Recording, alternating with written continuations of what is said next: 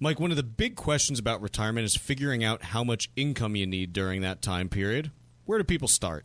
Well, the temptation is to start with the rules of thumb that are out there, right? I think everybody's heard of the 80% rule. Hey, take what I'm spending today, and I'm going to only need 80% of that or 80% of the income in retirement. And that very well could be the case. But if you want to be confident about the answer, you really have to start with the budget. You can't just use these rules of thumb. And I think in general, it's better to assume, hey, if I was spending X before retirement, that's probably the good starting point, because there may actually be more opportunities for me to spend money in retirement with all this newfound free time. Yeah, so I mean, income versus expense is important to differentiate here. And sure, if you're 40 years old and trying to figure out what it's going to look like 25 years from now, using a rule of thumb is fine.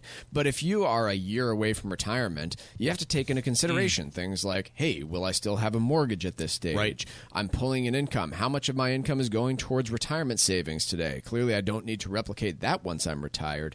But just saying, oh, well, I'm spending X and it should be, 3/4 of that when I retire, in my experience, not what people experience. Our guide this month is titled How to Retire in 2023, and there are two different ways that you can request it.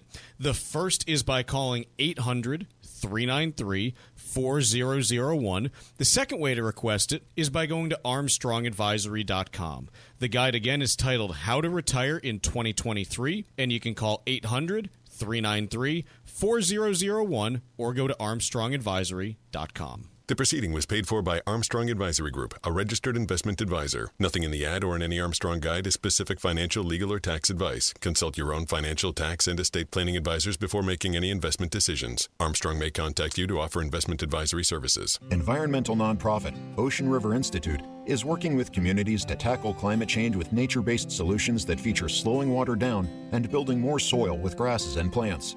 Research indicates that people acting in their own neighborhoods can build an inch of soil in a year and slow sea level rise down by as much as 25%. Please visit oceanriver.org for more information on opportunities to make a difference and go the distance for savvy stewardship of a greener and bluer planet Earth. The United States Virgin Islands are America's Caribbean paradise. You can visit St. Croix, St. Thomas, or St. John. And when you arrive, you'll fall naturally in rhythm with the heartbeat of the islands. Visit all three and enjoy rich history, incredible luxury, and beautiful landscapes in one complete vacation. Each island will offer you something different, from the colonial heritage and world-class cuisine of St. Croix, to the incredible beaches and spectacular resorts of St. Thomas, to the picturesque views and relaxing atmosphere of St. John. The U.S. Virgin Islands is America's Caribbean paradise. So if you're ready for a romantic getaway or a fantastic family vacation, head to visitusvi.com and book your trip today. Travel from New England could not be easier, with no money to exchange, no passport required, and no travel restrictions to enter. Learn more about America's Caribbean paradise at visitusvi.com. That's visitusvi.com. My name is Dottie. This is my VA story. My father served in World War II. He was my hero. As he got older, he needed more help. VA New England Healthcare was there for him and our family every step of the way. VA New England Healthcare offers unlimited healthcare options. The best part? It never cost our family a single penny. As a veteran, my father deserved the best, and so does a veteran in your life. My name is Dottie, and I choose VA. For more information, call 1-844-VA-CARES or visit vacares.us. Creating a trust helps you prepare for the unknown. Revocable and irrevocable trusts are most common, but contain significant differences. Cushing & Dolan's new guide called The Differences Between Revocable and Irrevocable Trusts may help. Choose the right trust for you and your family. Call 866-848-5699. That's 866-848-5699. Or request the guide online at legalexchangeshow.com. The proceeding was paid for, and the views expressed are solely those of Cushing & Dolan. Cushing & Dolan and/or Armstrong Advisory may contact you offering legal or investment services. Cushing & Armstrong do not endorse each other and are not affiliated. The Financial Exchange is produced by Money Matters Radio and is hosted by employees of the Armstrong Advisory Group, a registered investment advisor that provides investment advisory services. All opinions expressed are solely those of the hosts, do not reflect the opinions of Armstrong Advisory or anyone else, and do not guarantee profit. Investments can lose money. This program does not offer any specific financial or investment advice. Please consult your own financial, tax, and estate planning advisors before making any investment decisions. Armstrong and Money Matters Radio do not compensate each other for referrals and are not affiliated. This is the Financial Exchange with Paul Lane and Marc Fandetti. Your exclusive look at business and financial news affecting your day, your city, your world. Stay informed and up to date about economic and market trends, plus breaking business news every day. The Financial Exchange is a proud partner of the Disabled American Veterans Department of Massachusetts. Help us support our great American heroes by taking part in this year's DAV 5K. For more information, visit dav5k.boston. The DAV 5K Boston is proudly presented by Veterans Development Corporation. This is the Financial Exchange with Paul Lane and Marc Fandetti. Welcome to this edition of the Financial Exchange. Paul Lane, Marc Fandetti, and Tucker Silva here with you as we take a look around at markets through the first half hour of trading. We're seeing some relatively positive action after a couple of days here.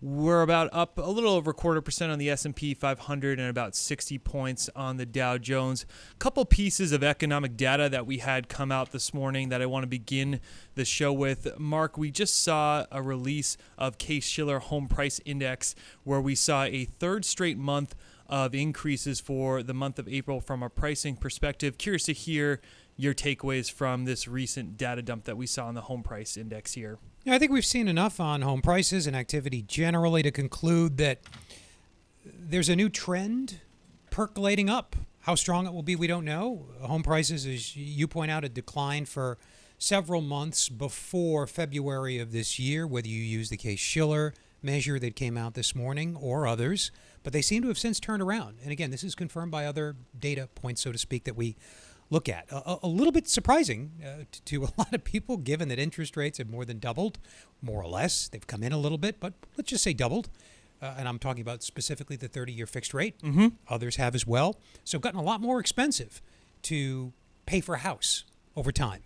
And that doesn't seem to have put much of a dent in home prices overall. Year over year, we're roughly flat. The rate of appreciation slowed by a lot, but it was a breakneck pace. And we could talk about rates of appreciation over the past 5 and 10 and even 20 years, which are extraordinary relative to history. But again, Paul, maybe a new trend, a new market phase in housing is upon us.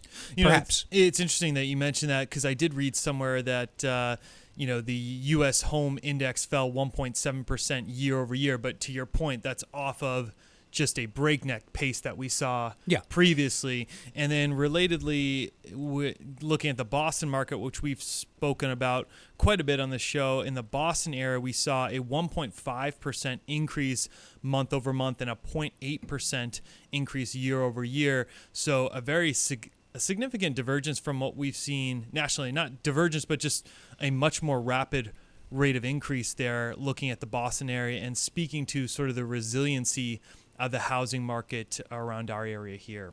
Yeah, and longer term, home prices have grown much faster than inflation. In the past 10 years, they've doubled. Since the early 2000s, 2000 to be specific, they've tripled. Before that, and we've talked about this before, people didn't used to view homes as an investment, maybe as an inflation hedge because they tended to keep up, but something to happen to preferences or to demographics or to some other factor that it's hard to pin down. Something happened in the late 90s. Maybe it's Fed policy. Maybe it's the so-called Fed put bailing out capital markets over and over again. That's spilled over to the benefit of housing markets as well. I don't know what happened, but some sort of switch flipped, and houses are now behaving more like other types of assets, more like other asset classes, I should say. I wonder, and I'm just theorizing here, is the inventory crunch potentially a reason for some of the increases that we've seen on the housing side of things? Just because post-2008, the development has been way down compared to prior decades in terms of new home buildings. Now, I know that's picked up recently. We've talked about it on the show, but underdeveloped compared to where we were previously. I guess it would have to be the case if prices are going up that demand exceeds available supply, I guess, unless people are also willing to pay more. Like with stocks, it's not an issue of supply and demand. It's how much people are willing to pay per share. It's not that shares are scarce, and that's why stocks are going up. Sure. You could conclude the same thing with respect to home prices, but I don't know. It's a very specialized area. I have a hard time putting my finger on it. I just think anything that grows for such a long period of time, way in excess of economic growth, is probably getting ahead of itself. Mm-hmm. But what do I know? I think a lot of people would agree with you that these housing valuations have reached a level where we've got to see some retrenchment at some point. But to your point and what we led off the show with, not yet, at least from what we're seeing on the data front. Some other economic data that we received this morning was U.S. manufactured durable goods. We saw a 1.7% month-over-month increase in May of 23. That's following an upwardly revised 1.2% rise in April and easily beating market expectations for a 1% decline. So we're continuing to see increased demand for durable goods here, and curious to hear your thoughts just on this data, more reinforcement of what we've seen just generally from an economic standpoint. That's where I was going, Paul. Yep. Yeah, no evidence of today, as of this morning, 10:15 or so, no evidence of recession. I believe we also are due to get out some consumer confidence data, which I haven't seen just yet, unless you've seen something come across the wire. That was due in around 10 o'clock, so we'll get into that as we are able to dive into it. Looking at the stock market in general, though, Mark, what we've seen is... Yeah, it came in a little hot, Paul. Came in a little hot? Okay. Came in a little higher, I should say. Yep. I don't know if it's hot. Everything's pointing higher. Feeling hot, hot, hot. Feeling hot, hot, hot. Thank you, Tucker.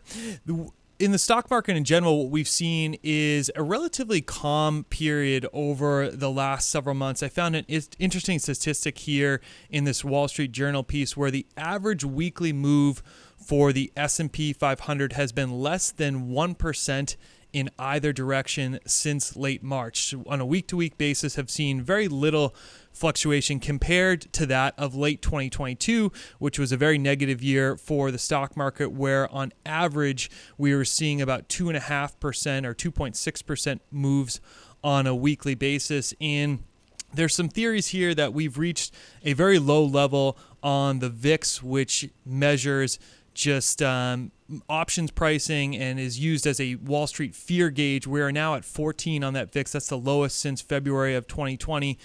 There are some theories mentioned here in this Wall Street Journal piece that perhaps we are due for an increase in volatility due to some options trading data that we're seeing. You know, I look at that and you say, who really knows what we're going to see from a volatility standpoint? I would imagine any inflation reports would act as a catalyst to increasing volatility, but this year we haven't seen really significant reactions from any of these recent inflation reports that we've gotten here, Mark. Yeah, volatility does, and when we say volatility, you can measure it a lot of different ways, but a simple way to measure it is just to plot, if you like, the daily percentage change in the S&P 500 or whatever your favorite broad measure of stock market performance is. And something researchers noticed a long time ago is that volatility tends to bunch up or cluster. Periods of low volatility tend to be followed by periods of low volatility until something, as you pointed out, breaks or changes sentiment and people decide to get jumpy about things. So it's not surprising that we would have an extended period of low volatility, which is what we're living through now. But as you also said, something will trigger a change and we'll be in a high volatility regime, so to speak. Again, I don't know how else to... I don't have any deep insights on this particular subject other than to say that volatility is itself volatile. We know that. It's a fact. It also jumps around and tends to cluster. So we're living through an unusually placid period in terms of day-to-day stock price movements. That will change. It has been a bit of a nice break, a change from what we saw last year, where it seemed like any economic report would really shake the market in one direction or another. But to your point, I think that there needs to be a change in overall sentiment. We just mentioned consumer confidence remains relatively high at this point, and until we get perhaps a significant change in Fed policy and just people's feelings on expectations for inflation, only at that point maybe do we see some more volatility pick up. It doesn't have to be a dramatic catalyst. People could just decide that stocks have gotten ahead of themselves, which by a lot of fundamental measures they have. When that realization will happen, or if it will, almost certainly will happen, volatility is unnaturally low. Right now it's unusually quiet. When that happens, we'll declare that we are in a higher volatility regime, and the pattern goes on. To be determined. We're going to take a quick break here on the Financial Exchange, but when we come back, we're going to be talking about stock market valuations from bottom-up analysts and top-down strategists, as well as Americans loving American stocks. That's right after this break here on the Financial Exchange. This is your home for the most comprehensive coverage of the economy and the trends on Wall Street. This is the Financial Exchange Radio Network. The United States Virgin Islands are America's Caribbean paradise. You can visit St. Croix, St. Thomas, or St. John. And when you arrive, you'll fall naturally in rhythm with the heartbeat of the islands. Visit all three and enjoy rich history, incredible luxury, and beautiful landscapes in one complete vacation.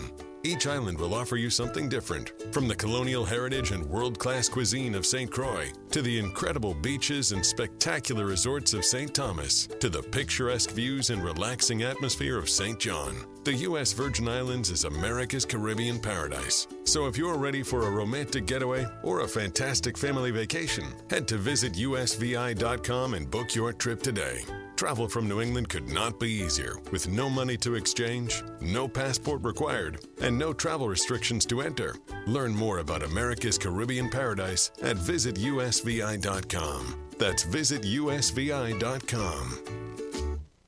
If you could retire early and know that you'd be able to live comfortably, wouldn't you do it? Hi, this is Chuck Zada from the Armstrong Advisory Group. According to the U.S. Bureau of Labor Statistics, nearly 50 million Americans quit their jobs in the last 2 years. The COVID-19 pandemic created significant challenges for the current workplace, and if you're thinking about retiring, we may be able to help. Visit ArmstrongAdvisory.com today and sign up for a free no-obligation consultation. Simply click on the Get Started button on our homepage, and you can pick the date and time that you want for your initial meeting. If you have questions about the right time to retire, let us help you build an action plan designed to meet your financial needs and address questions you may have about your portfolio strategy. That's ArmstrongAdvisory.com. Click the Get Started button and request your free consultation today. The proceeding was paid for by Armstrong Advisory Group, a registered investment advisor. Nothing in the ad or in any Armstrong guide is specific financial, legal, or tax advice. Consult your own financial, tax, and estate planning advisors before making any investment decisions. Armstrong may contact you to offer investment advisory services.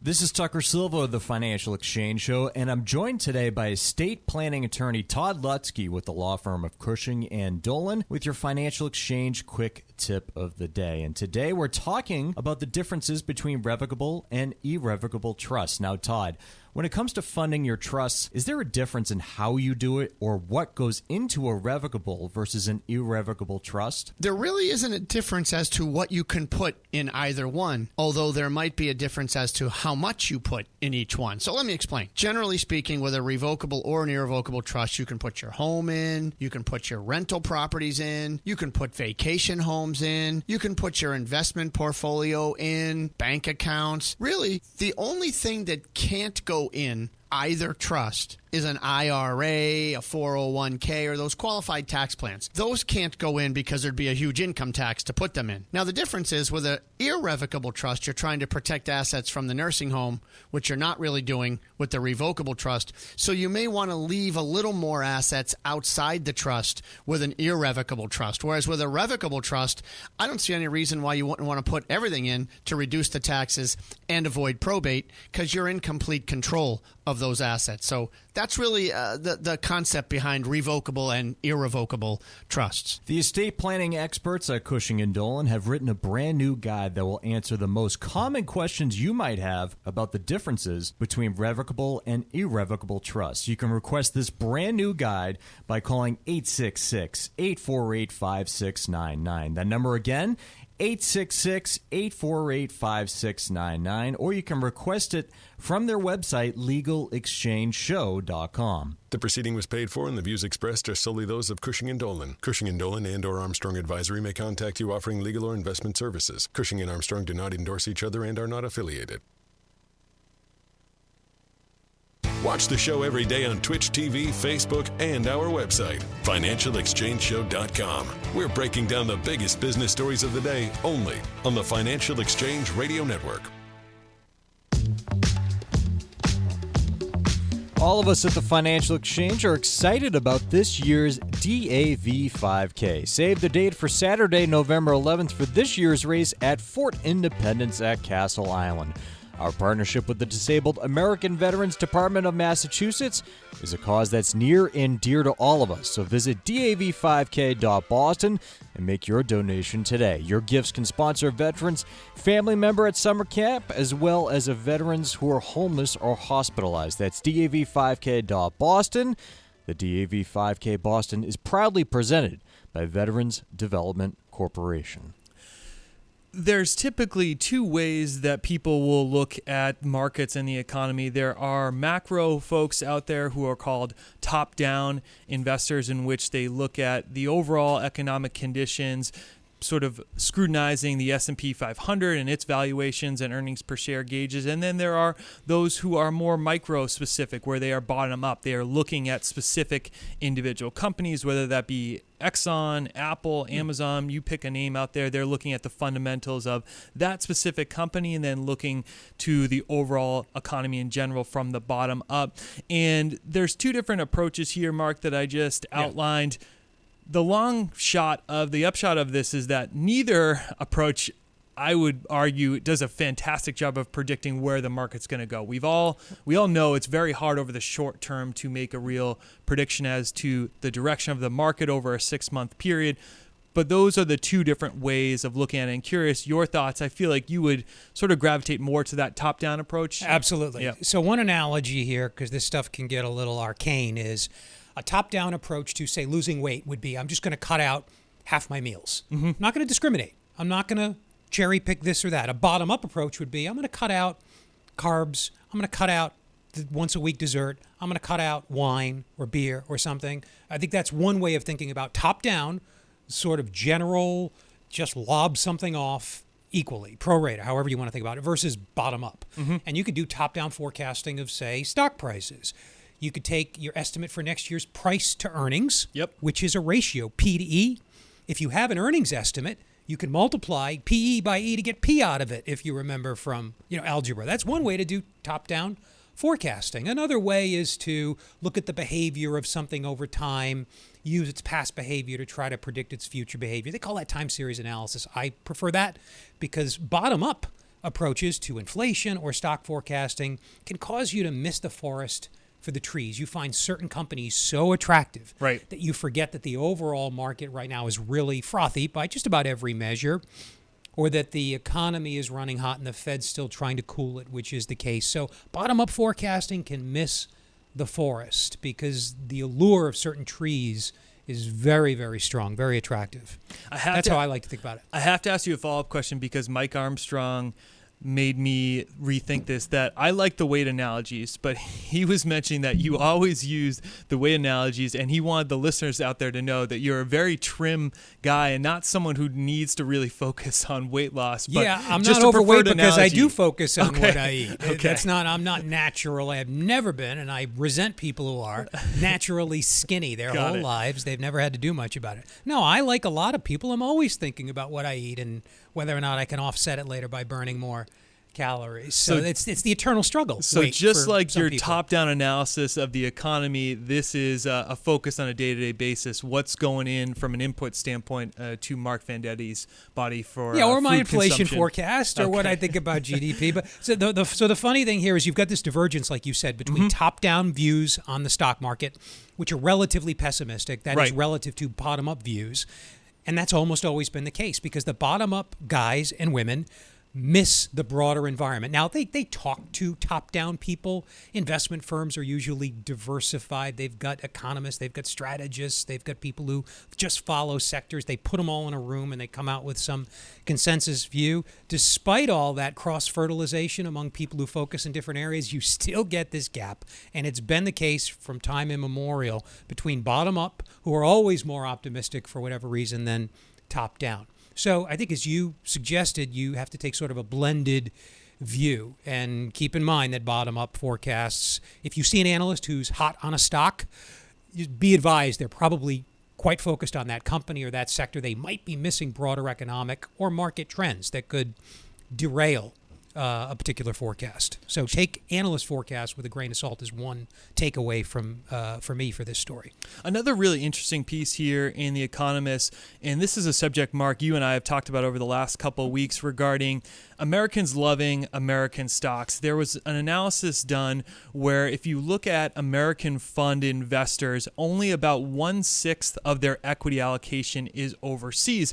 We've talked about that many portfolio managers, as a sort of a tenet of their portfolio construction will say you need to have 20 to 25% in international exposure. And the findings from this piece were really interesting because I've questioned the need for international stock in portfolios studying past returns. Over the last 3 decades, since 1990, the U.S. market has outperformed a broader index of world stocks by 4.6%, almost 500 basis points, a significant outperformance. That's per year. So cumulatively, the gap is gigantic. Exactly. If you compound it. Exactly. And that's going to double every 12, 13 years. I've continued to question that approach of the need for diversification overseas just because the returns have been so outsized in favor of the United States. And this piece, the one thing it did do for me is provide a little bit better context as to why I should continue to have that belief in diversification. And it's specific to, if you break down that 4.6% difference that we're mentioning there, 3.4% of that is just due to valuations rising, that PE multiples have risen, but only 1.2% of it is actually backed by earnings growth. And that would speak to sort of the frothiness in valuations. Look, as the guys that did this study at AQR, they're a big hedge fund down in Connecticut. They run a lot of money for public pension funds, union funds, and other institutional investors. They've got skin in the game here. They do a lot of international investing. So, of course, they've got clients who are worried about this. They're wondering, why AQR do you continue to push your international strategies? Why do you continue to allocate to international? And you could ask that same question if you're a target date fund investor. Why Fidelity or Vanguard or Fund XY, Fund Manager XYZ do you continue to allocate to international equities, given the disparity, particularly over the past 20 years? And the short answer is they've been extended. We talked about this last week, I think, even though I'm starting to question my own belief in it. There have been extended periods when international stocks pounded the snot out of U.S. equities. And if you were a globally diversified investor, that's half the global market cap, by the way. To not invest in international equities is like saying, I'll go with another diet analogy, I'm not going to eat vegetables. They give me no energy. Oh, do much better with chocolate chip cookies. Sounds like my diet. Of course. Well, not the chocolate chip cookies, but bad on vegetables. Liar. So the argument is, true. There have been times when, for various reasons, international stocks have done better. And over long periods of time, because they do the same thing. These are blue chip companies, and the index that you were referring to, the broad international index, we don't have to get into the name and the constituents and so forth, but you would expect the same returns over time after you adjust for currency movements from those as you would from U.S. So there's no good academic argument for ignoring international stocks. The expected returns are about the same. There are some currency arguments for ignoring it. And honestly, I don't know what I believe at this point. I could see why some would find the facts, the overwhelming appreciation of U.S. stocks versus foreign over the past 15, call it now, years, why they would find that as strong evidence that they don't need international. But I suspect international will again have its day in the sun. We'll get a little bit more into this topic right after this break. We're going to have Wall Street Watch coming back from the break. That's right after this.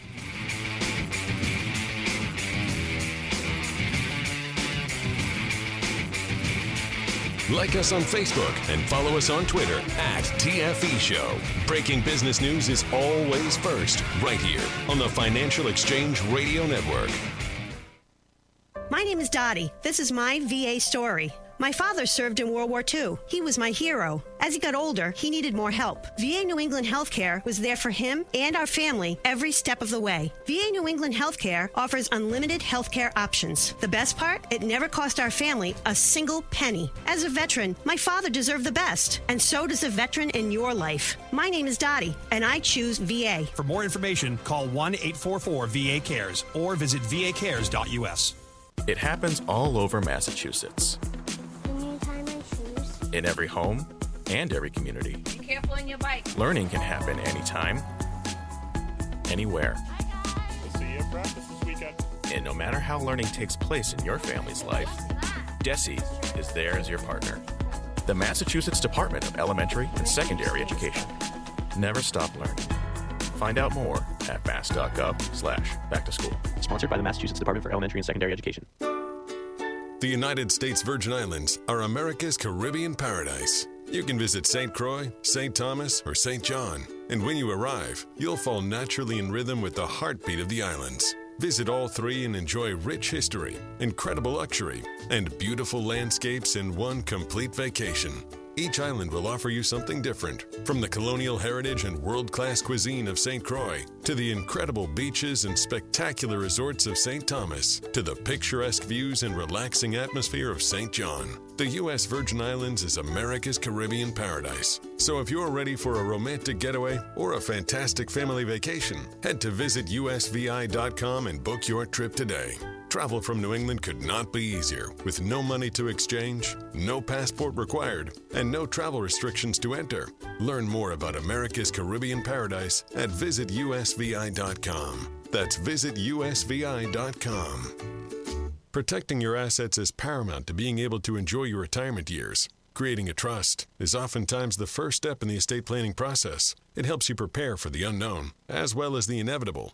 Revocable and irrevocable trusts are the most common types of trusts, but there are significant differences between the two. So before you make that crucial decision, call Cushing & Dolan at 866-848-5699. Ask for their new guide called The Differences Between Revocable and Irrevocable Trusts. Let them help you understand which may be right for you and your family and protect the wealth that you've achieved throughout your working years. Call right now, 866-848-5699, and get your free guide today. Give yourself the peace of mind you need as you build your estate plan. Again, that number, 866-848-5699, or request the guide online from their website, legalexchangeshow.com. The proceeding was paid for and the views expressed are solely those of Cushing & Dolan. Cushing & Dolan and or Armstrong Advisory may contact you offering legal or investment services. Cushing & Armstrong do not endorse each other and are not affiliated. Hi, this is Chuck and Mike from the Armstrong Advisory Group, and we have a guide available this month titled How to Retire in 2023. Mike, what happens if you go through this process and you find out, gee, maybe the numbers don't add up to the kind of retirement that I wanted this year? Yeah, so, I mean, first and foremost, make sure you do the numbers, right? Don't just base it on a rule of thumb. Make sure you've run the budget and understand where your spending is going to be. But if you do those numbers and you say, it looks to me like I'm on the edge, there are a few different ways to change things, right? I mean, one, if you're still not quite there, you could save more for retirement by working longer. You could take a look at your spending, obviously, right? If you can decrease your spending, that goes a long way because we're talking about a retirement in this country oftentimes lasting 20, 30 years, and that spending compounds. The other thing you can consider, something like a part-time job or a phased-in retirement where you reduce your hours gradually over a couple of years. That's one that people, I feel like, don't pay close attention to, but one that's become incredibly popular these days is, retirement to me does not necessarily mean what it meant to my parents. And yeah, I can't really see myself fully stopping work. Maybe I am working 20 hours or working as a consultant in some industry. Our guide this month is titled How to Retire in 2023, and there are two ways you can request it. The first is by calling 800-393-4001. The second is by calling ArmstrongAdvisory.com. Again, the guide is titled How to Retire in 2023, and you can call 800-393-4001 or visit ArmstrongAdvisory.com to request it. The proceeding was paid for by Armstrong Advisory Group, a registered investment advisor. Nothing in the ad or in any Armstrong guide is specific financial, legal, or tax advice. Consult your own financial, tax, and estate planning advisors before making any investment decisions. Armstrong may contact you to offer investment advisory services. Time now for Wall Street Watch, a complete look at what's moving markets so far today, right here on the Financial Exchange Radio Network. Well, following yesterday's sell-off in the tech sector, markets today are trying to bounce back and in positive territory as investors react to a fresh batch of economic data this morning, including durable goods orders, building permits, new home sales, and as we discussed in the first segment, the Case-Shiller Home Price Index. Right now, the Dow is up by 1/3%, or 108 points. S&P 500 is up nearly 0.5%, or 18 points. And the NASDAQ up over 0.5%, or 73 points. Russell 2000 is up by 1/3% as well. 10-year Treasury yield, that is up by 3 basis points at 3.75%. And crude oil down by nearly 0.5% trading at $69 a barrel. Walgreens reported quarterly results ahead of the open this morning, with mixed results, missing on adjusted earnings but beating revenue forecast for the fiscal third quarter. However, shares are down by 9% after the drugstore chain cut its full-year earnings guidance due to lower consumer spending and a drop in demand for COVID vaccines and testing. The company's earnings guidance missed expectations to a range of $4 and $4.05 per share for the full year, well below its previous forecast of a range of $4.45 to $4.65 per share. Meanwhile, Lordstown Motors shares are tanking 30% after the electric truck maker filed for bankruptcy protection and sued Taiwan's Foxconn for a deal that fell apart.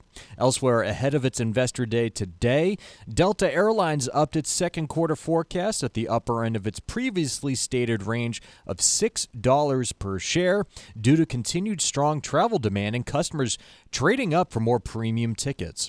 CEO Ed Bastian said the company's second quarter earnings could be its highest ever for the April through June period. Delta also increased its estimate for free cash generation this year to $3 billion from $2 billion. Delta shares are up by 3% so far today.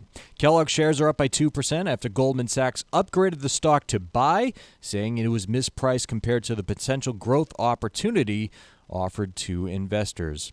And breaking this hour, the Wall Street Journal is reporting that Ford will lay off 1,000 salaried employees and contract workers. That stock is up by 1%. I'm Tucker Silva, and that's Wall Street Watch. Before the break, we were talking about the split in performance between U.S. companies versus that of world or global companies. And over the past 3 decades, since 1990, U.S. markets or U.S. companies have outperformed a broader index of world companies by 4.6%. And one of the questions that I wanted to pose to you, Mark, was that oftentimes I've heard mentioned out there that because companies that are in the S&P 500, such as Coca-Cola, Pepsi, Microsoft, are really global businesses, that you're still getting appropriate exposure to the world economy because these companies in the S&P 500 have such a wide economic reach. Curious your thoughts on that, just general sentiment. Yeah, I think that's... It's always been the case, though. It's more pronounced than it used to be. The proportion of revenues attributable to overseas activity, i.e. stuff that companies sell overseas, it's always been high. It's higher, I believe, than it's ever been. But it's always been 40, 50, 60%, at least my whole career. So let's just call it 20, 25 years or so.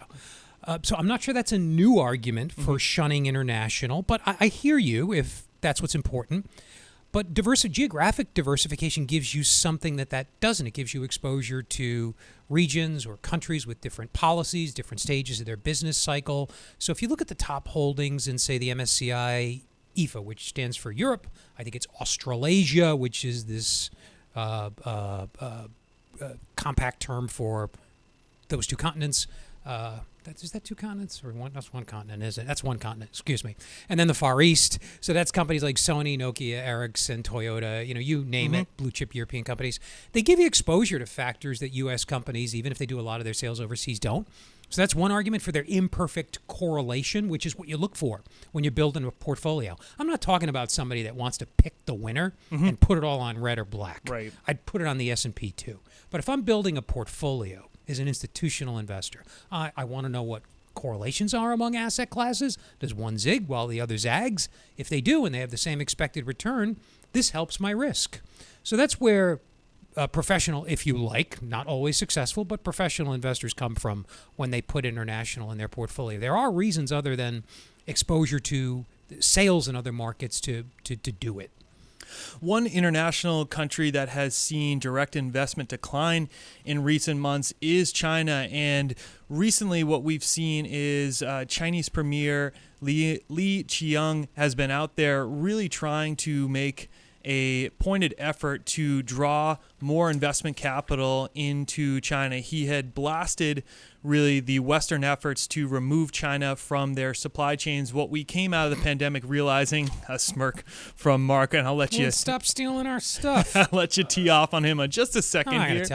The global industrial and supply chains there has been a concerted effort by European countries as well as United States companies to diversify their supply chains so that they're not beholden to China and its archaic policy decisions that it can make at times, as evidenced by their zero COVID policy during the last 2 or 3 years. Can these guys hear themselves when they talk? There's a quote from Lee here, and the only one with any power apparently is, as Biden correctly pointed out, the dictator, Xi. And it, not necessarily a bad term, he's just got absolute power. So these peons, these hangers-on, toadies, they speak for, figureheads, I suppose. Somebody's got to fill the role.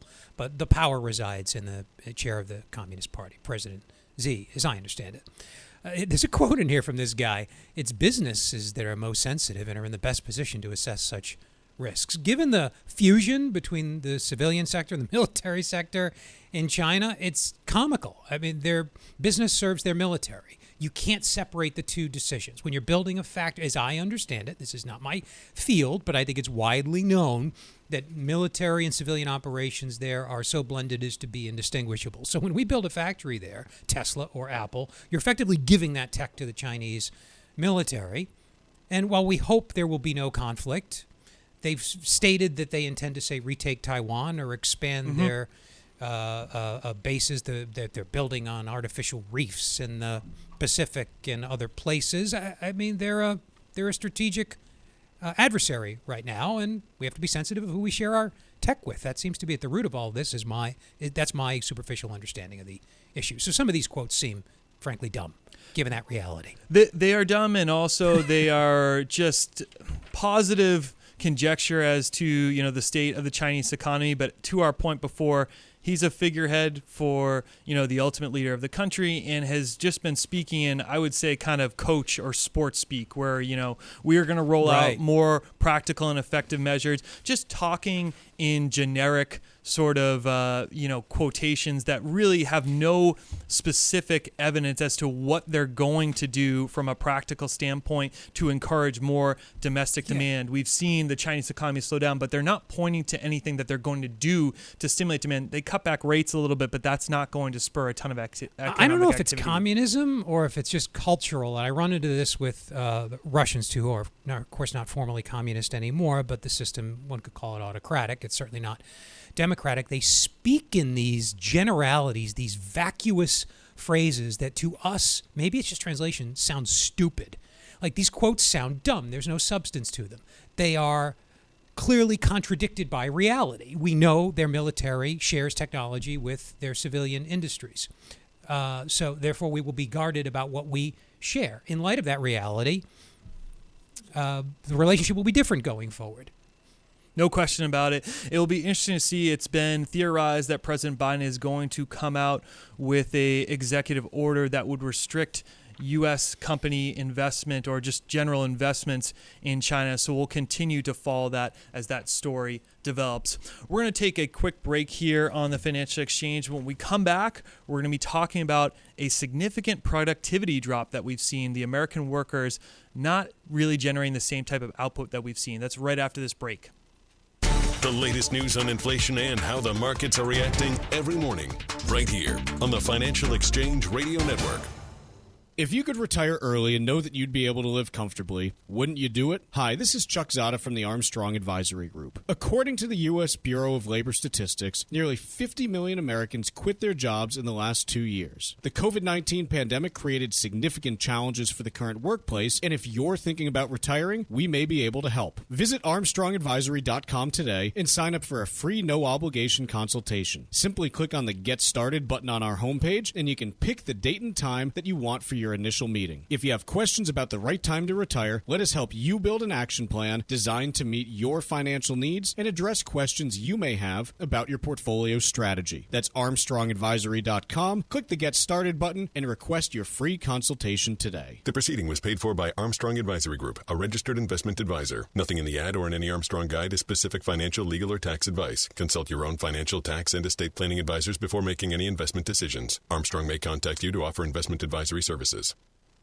The United States Virgin Islands are America's Caribbean paradise. You can visit St. Croix, St. Thomas, or St. John. And when you arrive, you'll fall naturally in rhythm with the heartbeat of the islands. Visit all three and enjoy rich history, incredible luxury, and beautiful landscapes in one complete vacation. Each island will offer you something different, from the colonial heritage and world-class cuisine of St. Croix, to the incredible beaches and spectacular resorts of St. Thomas, to the picturesque views and relaxing atmosphere of St. John. The U.S. Virgin Islands is America's Caribbean paradise. So if you're ready for a romantic getaway or a fantastic family vacation, head to visitusvi.com and book your trip today. Travel from New England could not be easier, with no money to exchange, no passport required, and no travel restrictions to enter. Learn more about America's Caribbean paradise at visitusvi.com. That's visitusvi.com. Revocable and irrevocable trusts are commonly used to protect your assets, but there are significant differences between the two. Cushing & Dolan are experts in elder life planning, and they can answer critical questions that you may have as you determine which trust may be best for you and your family. Don't take chances securing your future.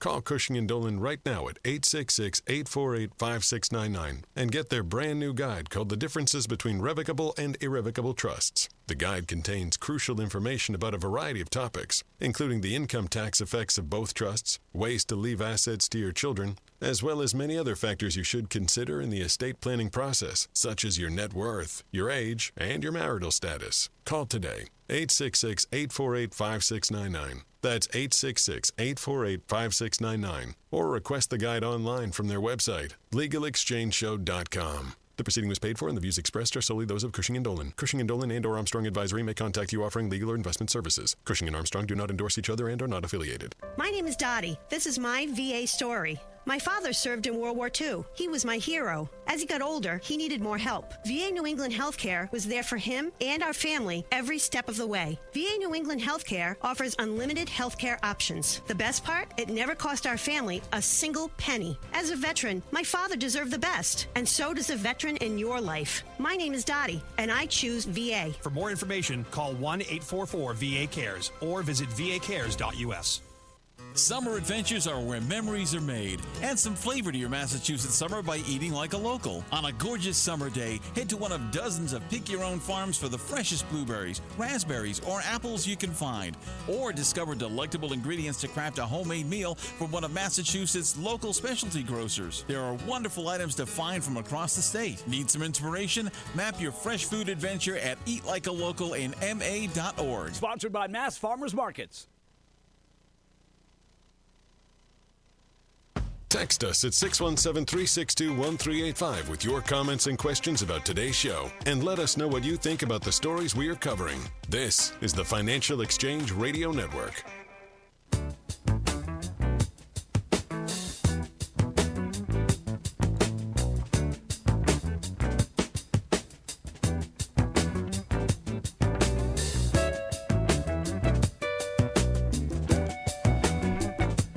It's not time to panic about the productivity drop just yet. What we've seen is a decline in productivity in output per hour worked by U.S. workers. It's specifically down about 0.8% from a year earlier, the fifth consecutive drop. And what they do here in terms of measuring productivity is they take the real output by workers and then divide it by the index of hours worked by all workers. And if you look at the productivity numbers here year over year, as I mentioned, they've dropped. They've also dropped 5 months in a row. And labor productivity has declined in 37 states in 2022. And nationally, we've seen a 1.2% drop in what's called total factor productivity, which is supposed to be a way to kind of gauge technological impacts on productivity. Now, some of these numbers had been boosted by the fact that we saw a significant increase in productivity throughout the pandemic, specifically in the service sector, where restaurants and hospitality workers were significantly understaffed but continued to really drive a significant amount of output in their space with a 14% gain, but that really wasn't sustainable. And as we've added workers there, that number has come down. Curious to hear, Mark, your thoughts on just the overall productivity of U.S. workers here. Yeah, breaking news, guys. This has been going on for about 40 years, a long-term drop in productivity. Sorry, but it has been. Justin Fox, who's a great writer for Bloomberg, doesn't mention the long-term trends. So starting in the 1980s, productivity started dropping. Why? Researchers have speculated for years about why. Aging population, as you get older, you get less productive, except me, of course. Population growth slowing for various reasons. That translates into lower productivity growth. I'm actually botching that. Scratch that last explanation. Transition from goods to services. Services is less productive. You can only wait on so many tables. If you're a conductor, you can only conduct one orchestra at a time, whatever your favorite metaphor is for lagging services productivity. But services are a bigger percentage of the economy than they used to be. Productivity has to slow as a result. Educational attainment plateauing. A lot of people went to college on the GI Bill, and then throughout the 60s and 70s, the percentage of people who are college educated pretty much flattened out since then. So that impacts productivity. My point is, if you look at the productivity data from the 80s, when it averaged, from the 70s, when it averaged nearly 2% per year, to the 80s, when it averaged 1.5%, went up a little bit in the 90s to a little over 2%, went up again in the 2000s because of the reverberation from the expansion of internet access, i.e. everybody got computers on their desk. Those computers became networked. That gave us about a 8 to 10 year bump in productivity. It cratered again. 2000s productivity was about 1% a year, and we're continuing that downward trend now. It's a little worrisome because productivity translates into economic growth. It's the only way to increase growth per person, per capita over the long term. You can grow, but you don't necessarily grow per person if people aren't producing more per hour worked. But this is not a short-term trend. This is a very long-term trend spanning decades. Past couple of years could just be measurement issues too, because the labor market's been so weird. Like, I don't think we've gone from 1.5-ish to -2-ish. That is obviously, that can't be a permanent state of things. So some of this is probably measurement. It'll get revised and worked out over time. Some of it, though, is part of the continuation of a long-term trend that researchers have known about for a long time. You know who I think our hero could be to resolve this problem? Is those robot workers at White Castle. They could really pick up the service industry. If we got some... It probably will, right? I'm obviously joking, but that's something that could, on the service side of things. That's what total factor productivity attempts to measure that you talked about earlier. Yeah, to the extent that AI gets more integrated into what we do every day, it should make us more productive. It'll displace some people in the short term, but long term it should be good for growth. The United States Virgin Islands are America's Caribbean paradise. You can visit St. Croix, St. Thomas, or St. John, and when you arrive, you'll fall naturally in rhythm with the heartbeat of the islands. Visit all three and enjoy rich history, incredible luxury, and beautiful landscapes in one complete vacation. Each island will offer you something different, from the colonial heritage and world-class cuisine of St. Croix to the incredible beaches and spectacular resorts of St. Thomas, to the picturesque views and relaxing atmosphere of St. John. The U.S. Virgin Islands is America's Caribbean paradise. So if you're ready for a romantic getaway or a fantastic family vacation, head to visitusvi.com and book your trip today. Travel from New England could not be easier, with no money to exchange, no passport required, and no travel restrictions to enter. Learn more about America's Caribbean paradise at visitusvi.com. That's visitusvi.com. The bigger your paycheck is, the happier you should be. That's what you would think, right? I still think that is probably the case, but there was a study that was done here. I question this study a little bit. A recent survey of 2,500 American workers pointed out that not only is the amount of your paycheck important, but freelance workers and consultants who have flexibility, they tended to be a little bit happier with their compensation and how they are paid compared to other employees out there. And obviously the big benefit of freelance, we all know, is that you control your own schedule, and there's a lot of independence and pride that comes with that. You really are the fuel for your earnings growth. So I understand that, because you're the only, you can just point at yourself. Of course, excuse me. Again, this is sort of basic statistics. Of course they say they're happier. They self-selected for that profession. They are in the profession they selected for themselves. Of course, as a consequence, they will rate themselves as happier with where they are. So I see these things as pretty straightforward. It's self-fulfilling. There's an example of a freelance consultant in here who went from earning 90 to 95K a year, but now he's only making 40 grand a year working, significantly less, and he's happy about it. But to that point, he made the decision. Anyone else who had their salary cut in half would be absolutely devastated. But if you willingly make that election, you are obviously happy with it. We're not randomly sampling people whose salary got cut in half. Right. So you're still happy. What do you think? You happy doing the same job for half the rate? Of course not. But if you choose it, it says something about your preferences. And of course, you're in control. There's nothing worse, as we all know, than being in a job you don't like and feeling like you can't control that situation, whether it's just applying for another job or having a sit down with your manager to talk about ways you can maybe contribute more and feel better about what you do. You have to take those steps. Otherwise, you're frustrated and you're dissatisfied and disgruntled. People who work for themselves, by definition, can't be. They're in control. I worked in a call center environment, and to your point, just constantly you were monitored statistically as to how many calls you take, the amount of breaks in between, and it was just the micromanaging reached a level where it just was an uncomfortable work environment to be in, where you had 15-minute breaks that were designated 2 parts of the day, and it just became too much. And to the point, that's why there's such high turnover in those types of jobs, and why I have a lot of sympathy for the people who do them, because it's not an easy gig to get yelled at about resetting your password for online access in a starter job. Taking a look at markets, we've got the S&P 500 up over 100 points at about 0.33%. The NASDAQ is up about 0.6%, and the Russell 2000 is up about 0.8%. That's all the time that we have for the first hour of the Financial Exchange, but come back with us for the second hour. We've got inflation talk and much, much more after this.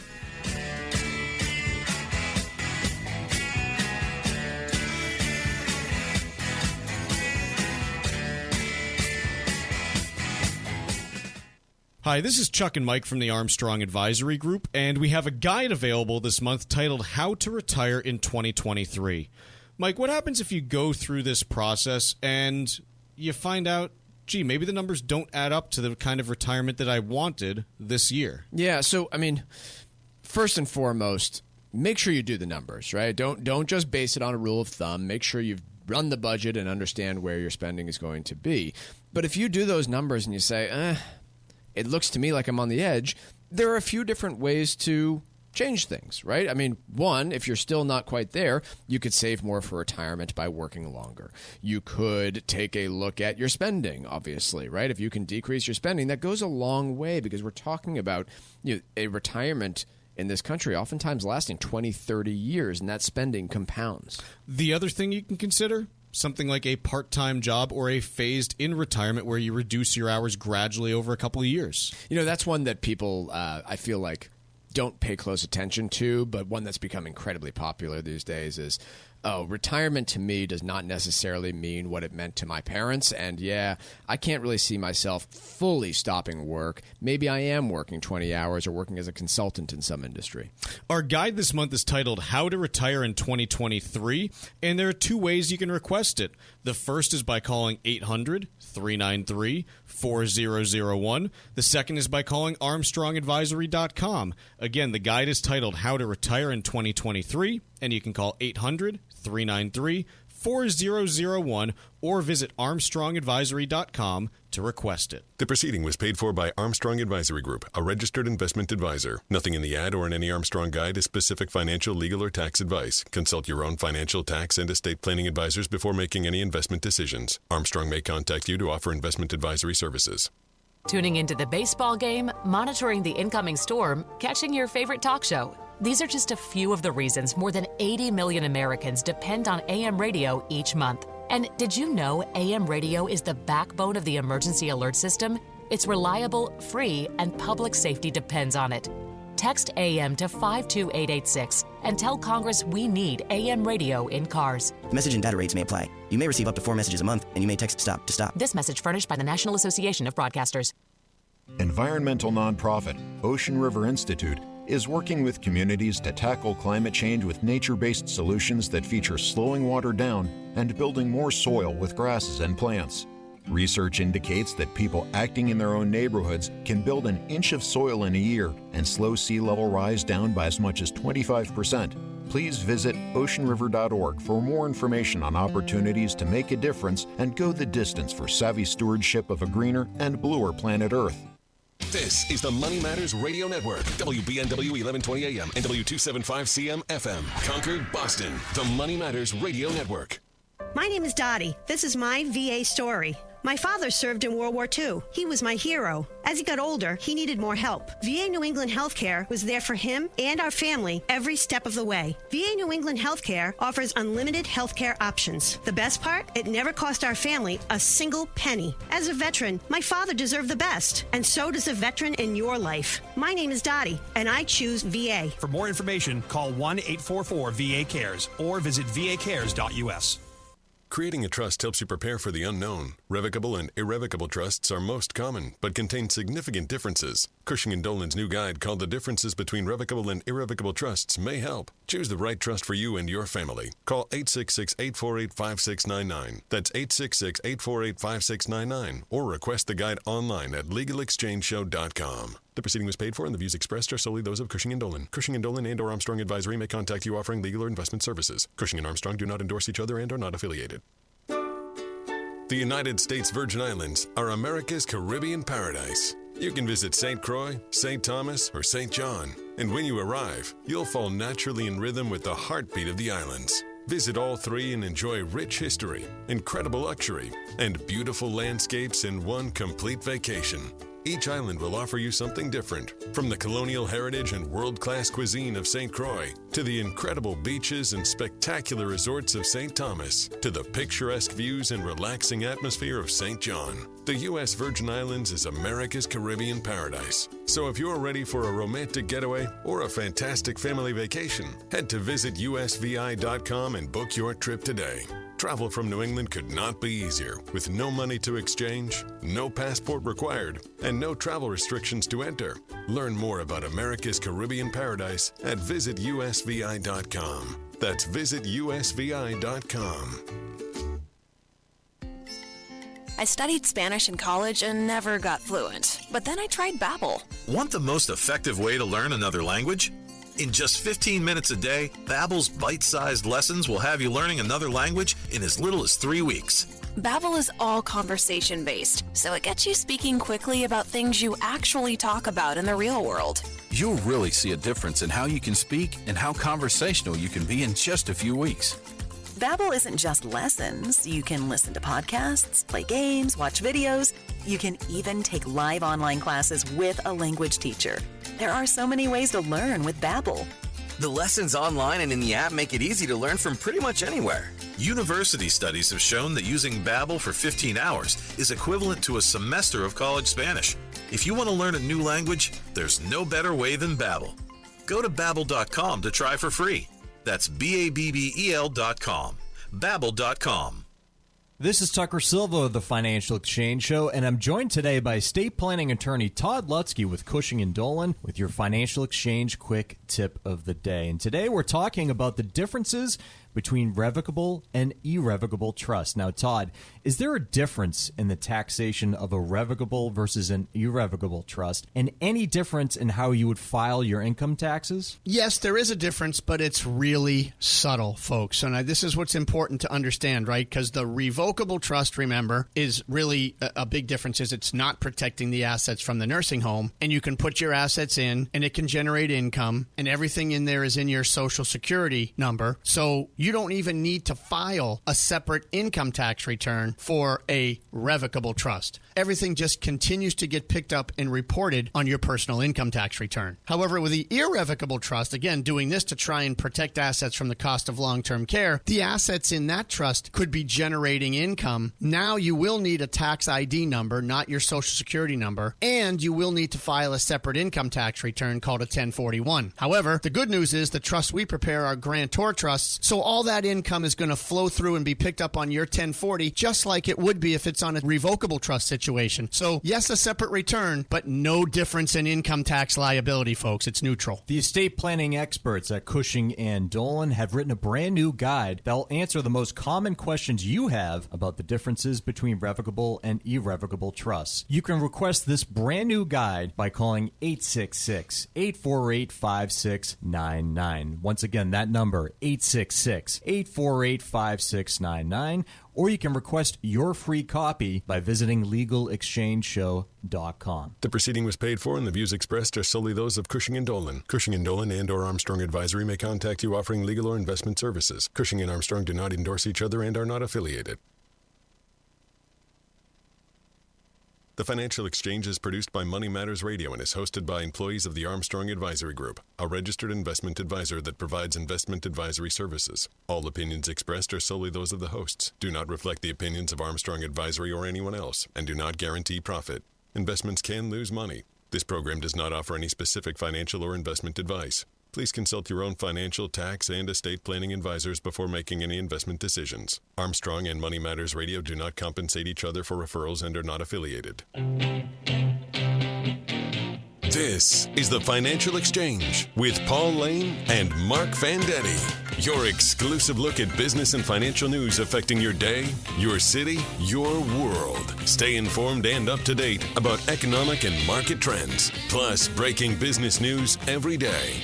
The Financial Exchange is a proud partner of the Disabled American Veterans Department of Massachusetts. Help us support our great American heroes by taking part in this year's DAV 5K. For more information, visit DAV5K.Boston. The DAV 5K Boston is proudly presented by Veterans Development Corporation. This is the Financial Exchange with Paul Lane and Marc Fandetti. Markets are open and markets are up across the board as the markets look to have their first winning session in the last 7 trading days. We've got the Dow Jones up over 100 points. The S&P 500 is up about 0.4%. The NASDAQ is up close to 0.5%. And if we take a look at the U.S. 10-year Treasury, yields are relatively stable, up about 5 basis points there. The 10-year sits at about 3.76%. And oil is down about 0.5% at $69 a barrel. Paul Lane, Tucker Silver, and Marc Fandetti with you here in the second hour of the Financial Exchange. And we kick off the second hour by talking about inflation and sort of where we sit at the moment. If you take a look around the globe, inflation is everywhere with the exception of China. Here, domestically, inflation is running, depending on what metric you looked at, between 4 and 5%. If you look at Great Britain, running again between 7 and 8% around the hottest of the whole globe. And European inflation sits in or around about 7%. And here, domestically, Mark, we've talked about ad nauseum the real interest rates, the difference between the nominal rates and inflation are not yet in restrictive territory. And to very well, maybe not. I don't know. Right. They don't seem to be. But to very simply put that, the Fed fund rate is running at about 5% at the moment. Inflation is running in or around 5%. Typically, if you look at history, the Fed fund rate has to go higher than the inflation in order to get it into a comfortable level. Hitting the Fed's long-term target of 2% seems to be more and more challenging, and you've been very critical on some of the policy decisions because they, not to put words in your mouth, have been, I would think, rather accommodative to investors out there, and they haven't really banged their fists on the table and been assertive enough about their, conviction about getting inflation down to 2%. Yeah, and it's not that I claim to know. Obviously, I don't. There are people way smarter and better trained than I am to address this issue. Monetary economics is an entire field, but they don't seem to have a coherent framework for explaining why they're doing what they're doing.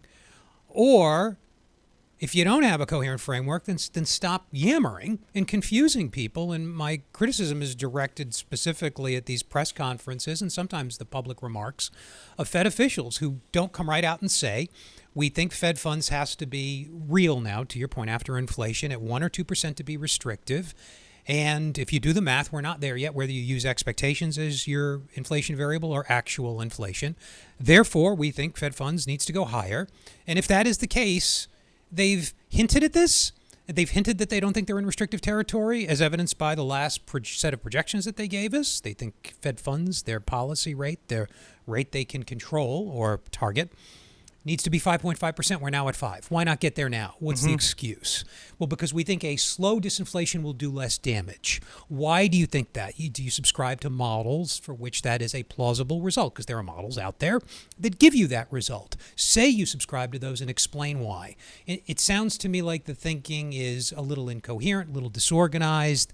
Comments seem scattershot. I just don't have overall confidence, and what they're trying to do is convince you, me, Tuck, and everybody listening that they can get inflation at 2% because expectations are such a critical component, such a critical part of the inflation dynamic, of the inflation generating process. And if we're not fully convinced that they mean it and that they will do it, then they've got a problem. And inflation's still running at more, as you pointed out, than twice their target. Right. That suggests to me they still have a problem. You had some interesting statistics regarding disinflation, which is a term that's mentioned here. Historically, you've seen that the labor market tends to weaken in times of disinflation, and we have not seen that dynamic come through yet here in this cycle. Yeah, I mean, a lot of people have heard of the Phillips curve. And the Phillips curve is, forget about the fact that it's a graph and a curve and there's some math. It just says there's a relationship between inflation and unemployment, or more accurately, in some periods, the change in inflation and unemployment. So historically, that's been the case. It's called the Phillips curve because economist named Phillips first noticed that wage inflation and unemployment tend to move in opposite directions. When unemployment goes up, wage inflation comes down. And there are good reasons to think that would be the case. Sure. Unemployment goes up, you have less leverage, so you're going to get less. You're going to get smaller increases from year to year. Economists still hang their hat on a type of Phillips curve, and we'll talk to our guest about that in just a few minutes, our guest coming up. So it is weird that we've had such a big disinflation over the past 12 months, about 4 percentage points worth, with no movement in inflation. What's happening? Is that due to energy and used car prices and medical services and other one-offs? Or is it that expectations are relatively anchored, though at a higher rate than the Fed would like, and firms and people believe the Fed can get inflation down, so they're not asking for as big a wage hike or as large a price increase as they otherwise could? Nobody really understands the process right now. So you might want to err on the side of caution, is my point, with the Fed, and get Fed funds up to a rate that's defensibly restrictive, as opposed to this sort of speculative, wishy-washy position we find ourselves in, as I interpret it anyway, today. We've spoken about the Fed taking a pause on their rate hikes, but if we go across the pond to the ECB, we had the ECB president reiterating their plan to continue to hike rates in the Eurozone. President Christine Lagarde was quoted saying, "It is unlikely that in the near future the central bank will be able to state with full confidence that the peak rates have been reached," signaling that officials will continue their hiking campaign. As I mentioned before, the European CPI is running in and around 7% as of April of 2023, and the president, here reiterating that they will continue to hike rates, just like some other areas. I mean, they're trying to keep expectations anchored and regain credibility on inflation. That's why they all keep talking. Are they doing that? Are these remarks, the ECB's remarks, our Fed's remarks, are they effective in doing that? I don't know. You could say that the disinflation that we've experienced here over the past 12 months is evidence that people think the Fed is credible. And incidentally, there's a lot of evidence that suggests more credible monetary authorities mean less costly in terms of foregone output and unemployment, less costly disinflation. So that would be a good thing. I'm just not sure, because when they speak, I don't become more confident in their ability to control inflation. I don't know about you guys and people listening. And if that ain't working, then we have a longer-term problem. I just don't know. The jury's out. It really is. It will be interesting to see what the long-term inflation expectations look like as we continue to get more data. We'll have more inflationary data, I believe, later this week. Friday, are we getting some additional we get the reports? Fed's so-called favorite inflation measures, everybody calls it. We get it's personal income and outlays is the name of the report. So we learn, this is monthly, so it's pretty high frequency as economic data goes. We're going to learn how much people spent. We're going to learn how much the price went up on things that people spent money on. That's personal consumption expenditures, PCE for short. The PCE index or deflator is the Fed's favorite inflation measure. And yeah, they do a headline, and as you just said, Paul, a core version of that. And that's what the Fed targets for various reasons, not the CPI we got earlier in the month. So it's an important read. We are going to take a quick break here on the Financial Exchange, but when we come back, we'll be talking to Omair Sharif about his inflation insights for expectations on inflation and what it looks like for the rest of the year. But right now, it's time for a salute to our soldiers. Salute to our veterans is proudly presented by VA New England Healthcare. Today we honor U.S. Navy veteran Dana Castanetto. Dana served for over 25 years in engineering and logistics on both active duty and the reserves, with deployments all around the world. Thank you for your service, Dana. If you or a loved one serve this country, get the health benefits you earned and deserve. Call 844-VA-CARES. That's 844-VA-CARES. If you missed any of today's show, catch up whenever you want on our YouTube page. Find daily show segments and full shows. Just go to youtube.com and search for The Financial Exchange. This is your home for breaking business and financial news. This is the Financial Exchange Radio Network. Revocable and irrevocable trusts are commonly used to protect your assets, but there are significant differences between the two. Cushing & Dolan are experts in elder life planning, and they can answer critical questions that you may have as you determine which trust may be best for you and your family. Don't take chances securing your future. Call Cushing & Dolan right now at 866-848-5699 and get their brand new guide called The Differences Between Revocable and Irrevocable Trusts. The guide contains crucial information about a variety of topics, including the income tax effects of both trusts, ways to leave assets to your children, as well as many other factors you should consider in the estate planning process, such as your net worth, your age, and your marital status. Call today, 866-848-5699. That's 866-848-5699. Or request the guide online from their website, legalexchangeshow.com. The proceeding was paid for, and the views expressed are solely those of Cushing & Dolan. Cushing & Dolan and or Armstrong Advisory may contact you offering legal or investment services. Cushing & Armstrong do not endorse each other and are not affiliated. The United States Virgin Islands are America's Caribbean paradise. You can visit St. Croix, St. Thomas, or St. John. And when you arrive, you'll fall naturally in rhythm with the heartbeat of the islands. Visit all three and enjoy rich history, incredible luxury, and beautiful landscapes in one complete vacation. Each island will offer you something different, from the colonial heritage and world-class cuisine of St. Croix, to the incredible beaches and spectacular resorts of St. Thomas, to the picturesque views and relaxing atmosphere of St. John. The U.S. Virgin Islands is America's Caribbean paradise. So if you're ready for a romantic getaway or a fantastic family vacation, head to visitusvi.com and book your trip today. Travel from New England could not be easier, with no money to exchange, no passport required, and no travel restrictions to enter. Learn more about America's Caribbean paradise at visitusvi.com. That's visitusvi.com. Hi, this is Chuck and Mike from the Armstrong Advisory Group, and we have a guide available this month titled How to Retire in 2023. Mike, what happens if you go through this process and you find out, gee, maybe the numbers don't add up to the kind of retirement that I wanted this year? Yeah, so, I mean, first and foremost, make sure you do the numbers, right? Don't just base it on a rule of thumb. Make sure you've run the budget and understand where your spending is going to be. But if you do those numbers and you say, it looks to me like I'm on the edge, there are a few different ways to change things, right? I mean, one, if you're still not quite there, you could save more for retirement by working longer. You could take a look at your spending, obviously, right? If you can decrease your spending, that goes a long way, because we're talking about a retirement in this country oftentimes lasting 20, 30 years, and that spending compounds. The other thing you can consider, something like a part-time job or a phased-in retirement where you reduce your hours gradually over a couple of years. That's one that people, I feel like, don't pay close attention to, but one that's become incredibly popular these days is, retirement to me does not necessarily mean what it meant to my parents. And yeah, I can't really see myself fully stopping work. Maybe I am working 20 hours or working as a consultant in some industry. Our guide this month is titled How to Retire in 2023, and there are two ways you can request it. The first is by calling 800-393-4001. The second is by calling ArmstrongAdvisory.com. Again, the guide is titled How to Retire in 2023, and you can call 800-393-4001. 4001 or visit armstrongadvisory.com to request it. The proceeding was paid for by Armstrong Advisory Group, a registered investment advisor. Nothing in the ad or in any Armstrong guide is specific financial, legal, or tax advice. Consult your own financial, tax, and estate planning advisors before making any investment decisions. Armstrong may contact you to offer investment advisory services. The Financial Exchange is now available on your Alexa smart speaker. Ask to play the Financial Exchange and catch up on anything you might have missed. This is the Financial Exchange Radio Network.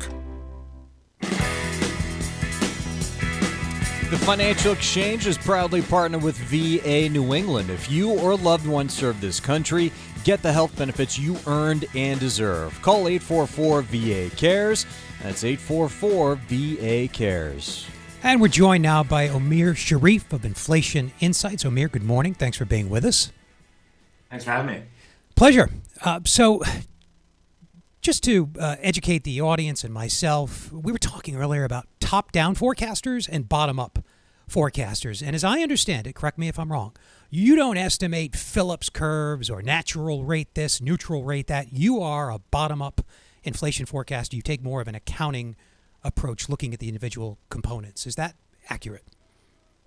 Yeah, I think that's correct. I'm also a little bit different in the sense that some of the top-down folks with the modeling, you're looking out the next couple of years. I'm more interested in sort of the next 6 to 12 months. And to me, if you're going to do that, it really helps to understand the individual stories that are happening within the market. So whether you're looking at the housing market or the auto market or so on, it really helps to kind of get a sense of, how the supply and demand fundamentals look in each of those markets, try to forecast that specific component of inflation, and then sort of add that all up across the various components. So when you forecast the specific components, are you using traditional modeling techniques or just some special insights that you're able to, through your years of networking, accumulate and apply? How would you characterize? I think I'm just using sort of the the macro data within that specific industry. So for example, if I want to get a sense of what's happening to used car prices, I still want to look at what wholesale prices are doing, right? Because that gives you a couple of months lead time on what people will be paying if they want to buy a used car. And those wholesale prices are still determined by supply and demand at that level. So you're still looking at those sort of same kind of macro factors, but in the sense, just you're looking at the micro stories within each item. Now, how do you know in advance which component? Now, as a time series guy, I have to ask because I'm so curious. How do you know which component to pay attention to? That might be more where the experience comes in of just having done this for quite a while. But certain items, it's pretty straightforward. So for example, if you want to get a good sense of, just stick with used car prices here, but you want to get a good sense of where those are going, you want to understand then what dealers are actually paying to buy these cars at auction before they sell them to you on the lot. So you have a good sense of what, you want to be looking at wholesale prices. Well, what kind? Well, there's 4 or 5 big names in the marketplace that provide you with wholesale price data. So Black Book, Manheim is a very sort of well-known one. And those are the time series that you look at and then test against the actual CPI to get a sense of, the lags and sort of the fit and so on, and see how that works. And you do this across, and to be fair, look, we don't have this for every CPI item.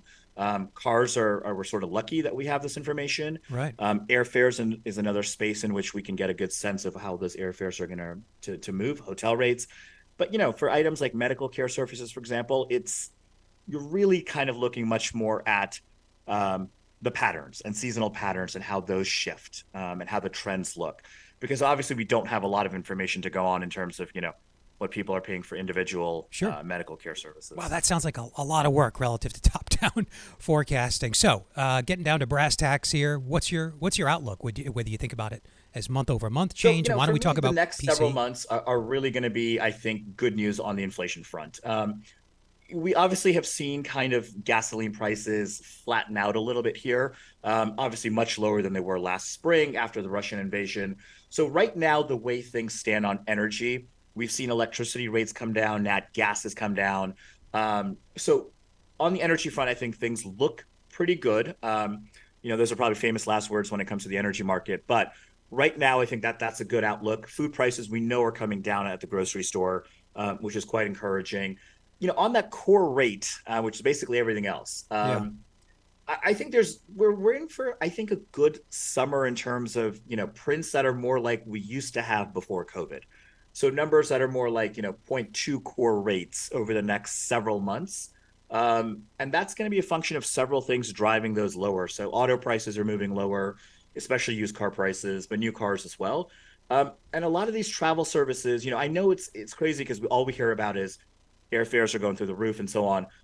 Right now, airfares are basically back to 2019 levels. Believe it or not, for domestic travel. Mm-hmm. You're traveling within the U.S. right now, you're effectively paying something similar to what you did before COVID hit. And that's a pretty big reduction from last year. So these travel services numbers are also coming down as well. So I think that's going to help us through at least September. I would expect a string of sort of softer 0.2 type core readings.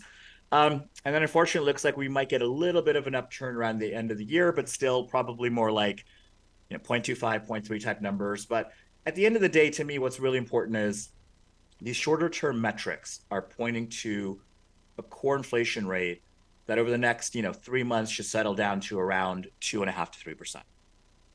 Okay. Today, that's 5%. So we're talking about cutting that in half over the next 3 to 4 months. So I think that's pretty good progress.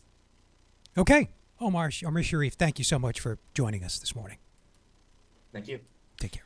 Time for trivia here on the Financial Exchange, and it's brought to you by Applebee's. Choose from a variety of half-price late-night appetizers after 9 p.m., including half-price boneless buffalo wings, half-price spinach and artichoke dip, and half-price warm pretzels dipped in beer cheese. Gather with friends any day of the week at Applebee's and say hello to half-price appetizers served late night, because half off is just more fun. Now that's eating good in the neighborhood. Void where prohibited.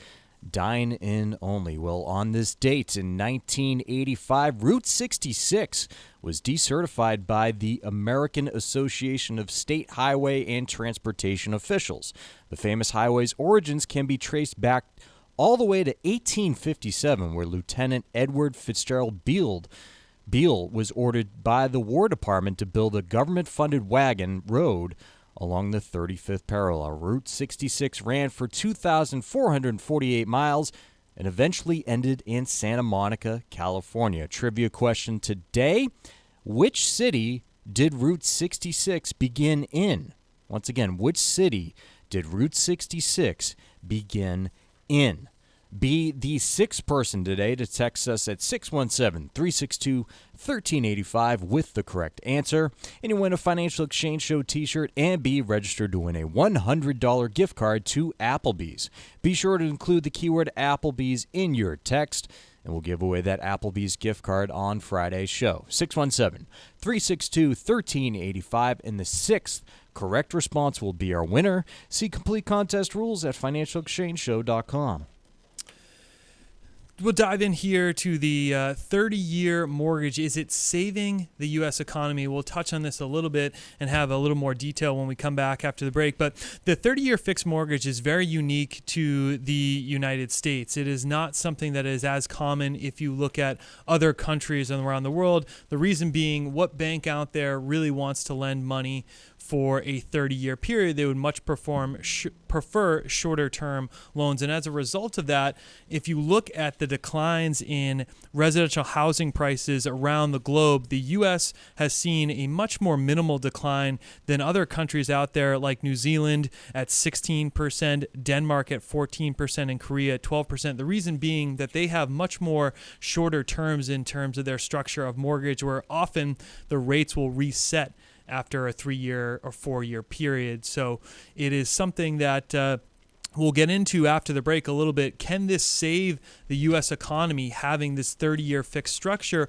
or will it ultimately be detrimental in the long term to have this structure of a 30-year mortgage? We're going to take a break here.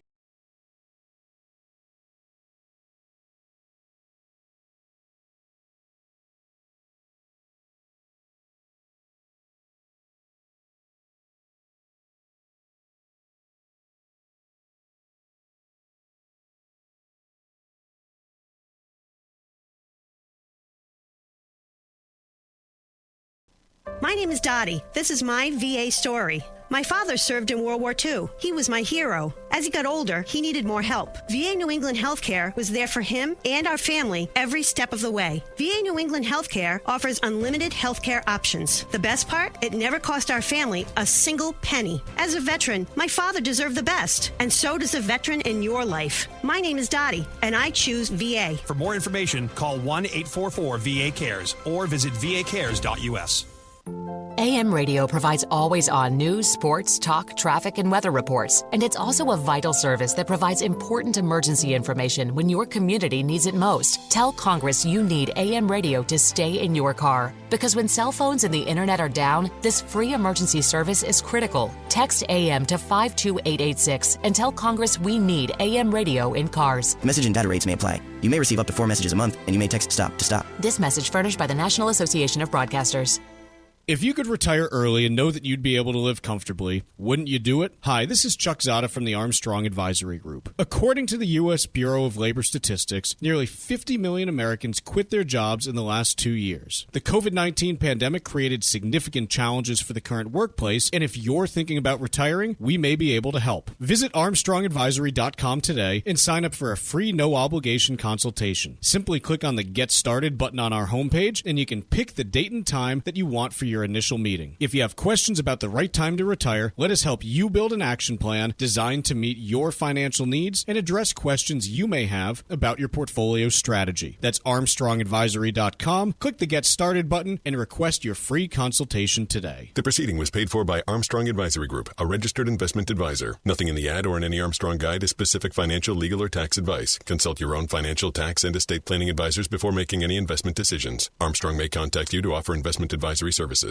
The United States Virgin Islands are America's Caribbean paradise. You can visit St. Croix, St. Thomas, or St. John. And when you arrive, you'll fall naturally in rhythm with the heartbeat of the islands. Visit all three and enjoy rich history, incredible luxury, and beautiful landscapes in one complete vacation.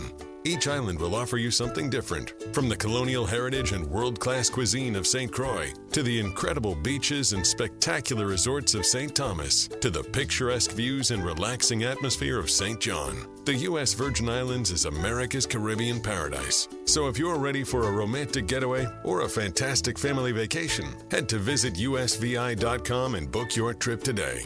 Travel from New England could not be easier, with no money to exchange, no passport required, and no travel restrictions to enter. Learn more about America's Caribbean paradise at visitusvi.com. That's visitusvi.com.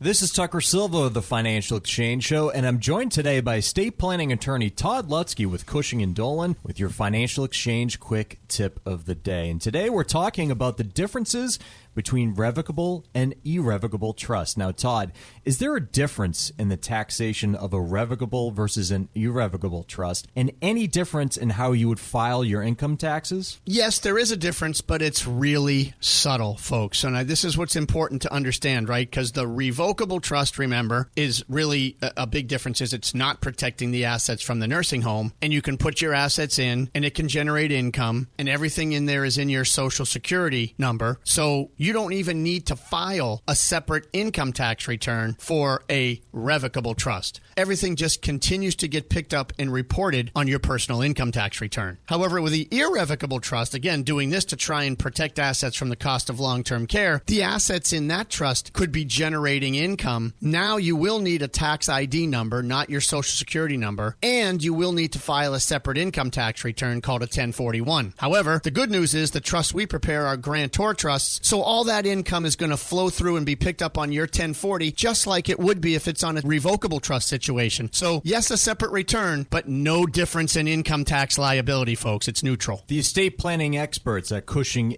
& Dolan have written a brand new guide that will answer the most common questions you have about the differences between revocable and irrevocable trusts. You can request this brand new guide by calling 866-848-5699. Once again, that number, 866-848-5699. Or you can request your free copy by visiting LegalExchangeShow.com. The proceeding was paid for, and the views expressed are solely those of Cushing & Dolan. Cushing & Dolan and or Armstrong Advisory may contact you offering legal or investment services. Cushing & Armstrong do not endorse each other and are not affiliated. For your chance to win our daily trivia contest, text us at 617-362-1385 and use keyword Encore. Complete rules are available at financialexchangeshow.com. This is the Financial Exchange Radio Network.